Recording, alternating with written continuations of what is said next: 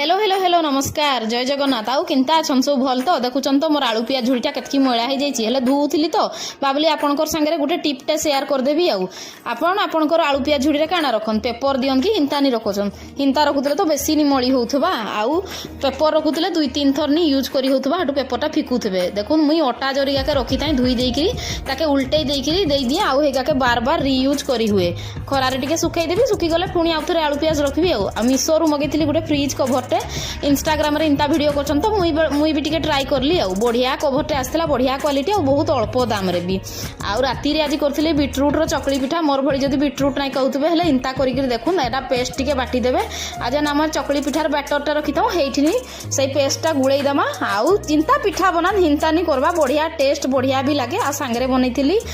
बादाम रो चटनी रेसिपी देथिले टिके बड़ हे जाइथिता हेले